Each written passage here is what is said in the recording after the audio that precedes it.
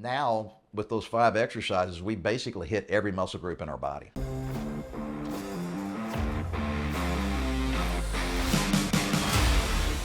Hey guys, Mark McKillier with Live Anabolic. Today is a hypothetical video. So I was asked by my boss to list the 5 exercises I would pick if I could only do these 5 exercises for the rest of my life. All right, so what are the 5 hypothetical exercises that I would pick? I would start off, number 1 would be a dumbbell incline bench press. And the reason being is that is a big compound movement. It's primarily, working our chest, but you're also getting your front delts and your triceps involved, okay? And, you could also change the angle of the bench and get, some slightly different muscles involved, but that's a really good one that'll hit some big muscles and lots of ancillary muscles, okay? The triceps in your shoulders really get some good work when you're doing chest, and to a lesser degree, even your lats. All right, exercise number 2 is gonna be for our legs, and of course, everybody's gonna say, all right, he's gonna do squats, he's gonna pick squats. Nope, not squats. Squats are great, but squats really just focus on your quads and to a lesser degree, your glutes. I'm gonna say lunges. Man, you can do body weight lunges, you can do lunges with dumbbells, you can do side lunges, reverse lunges, alternating lunges, kind of incline. I mean, golly, there's a lot of different things we can do with lunges, but lunges get your quads, your hamstrings, and your glutes. It really does a much better job of working almost all the muscles in your lower body. All right, number 3, we got to focus on our back. A lot of people might think pull downs, lat pull downs. I would say bent over rows, either dumbbells or barbell, maybe even barbell, bent over rows.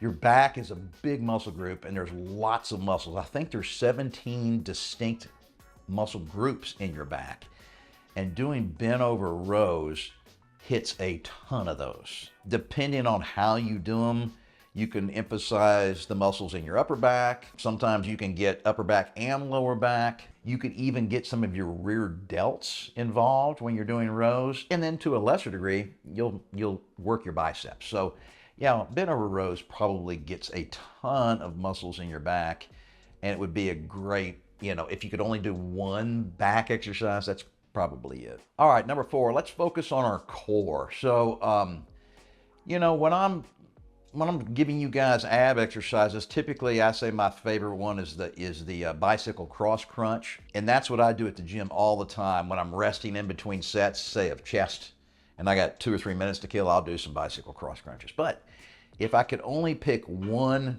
core exercise, and core meaning abs and all the muscles, in your lower back area, I might say mountain climbers.